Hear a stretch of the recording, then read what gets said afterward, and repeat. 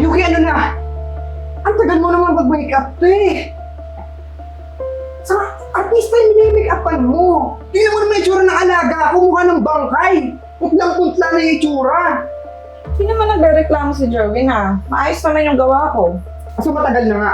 Sa tingin mo may matutuwa, ganyan yung itsura ng artista. Putlang-putla. Bakla magkaka-level lang tayo dito.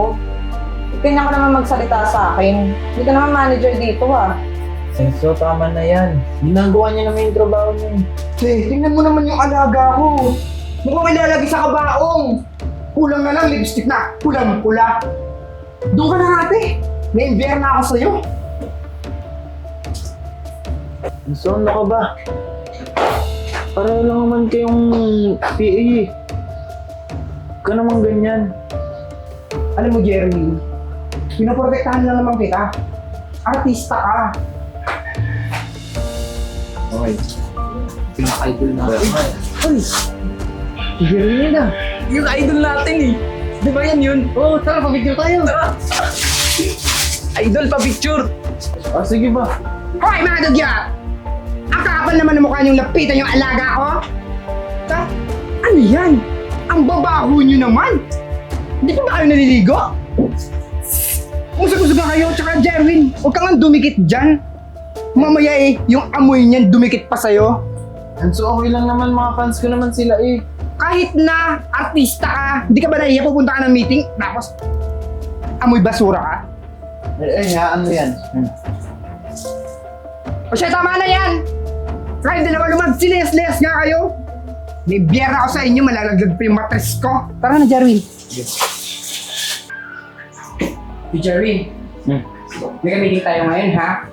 Dahil meron kang gagawin movie. Okay? Para maging professional ka. Waiter! Hi, good morning, sir. Ano pong atin? Sir! Jumbo, ito po yung picture? Pwede po kita. Ate, pwede bang unahin mo yung trabaho mo? Sorry po, sir. Ito na lang tayo. Ate! Hindi ba pwede unahin mo muna yung trabaho mo? Sorry po, sir. Teka nga lang, pwede bang maligo ka muna? Bumuha ka na kasing dugyot?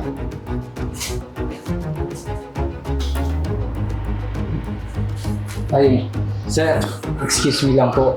Walang galang naman po. Sana nirespeto niyo naman yung waitress namin. At sir, parang familiar ka sa akin. Manager ka ba dito? Yes po.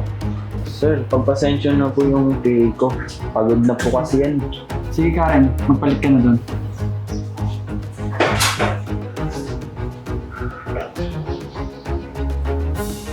Enzo, sumasobra naman yata yung pag-ugali mo. Kahit pagod ka, huwag mo naman ibaling sa kanila yung galit mo. Good morning. Good morning po. Sir, good morning po. Hi, I'm Virgo. Ako yung magiging scriptwriter. I'm Charles. And siya naman yung asawa ko, si Charles. Siya yung magiging director ng pelikula na gagawin natin. Tapos ito. Thank you. Jerwin, alam ko magaling kang artista at sikat ka na. Alam mo, magiging maganda yung pelikulang gagawin natin. At isa pa, ilalaban ko to sa international. At sisiguraduhin ko sa'yo na magkaka-award dito. Ano po ba? Sige po, salamat po. Kailangan lang natin hintayin dumating yung executive producer natin dahil siya yung magde-decide sa lahat. Teka lang po. Di ba dapat po hindi po pinag-iintay yung artista? And then, producer pa man din siya. Dapat hindi po siya nadidig. Actually, nakita niya na si Jerwin kanina. And nabanggit niya sa amin na siya na yung kukunin niya para sa pelikula na gagawin. Thank you po. Oh, kayo na pala eh. Bakit nandito yung hampas lupa na ito na may basura? Jerwin, sino ba itong kasama mo? PA ko lang naman yan. Bastos ng bunganga mo! PA ka lang naman pala, dami mong kuda! Jerwin, I'm sorry. Pero hindi kita kukunin unless tatanggalin mo itong bastos ng PA mo. Tatanggalin ko naman talaga yun eh. Kasi ang sama-sama ng ugali.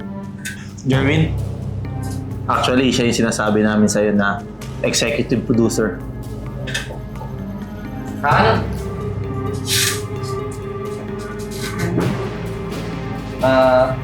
Asawa ko nga pala si Yuri. Jerwin, siya nga pala yung mag-manage sa'yo. At siya na rin yung hahanap ng bago mong PA. Kung okay lang ba sa'yo? So Yuki, ibig sabihin mayaman ka? Oo. Hindi ko naman kasi kailangan pagsigawan ng mayaman ako eh. Ang importante, matulungan ko yung asawa ko sa negosyo niya. Jerwin, usapin mo naman sila. Wala na akong magagawa. Almost na bukas agad, huwag ka na mag-report. Sana maging leksyon to sa'yo. Kasi, ano gusto mo? Ang pera mo?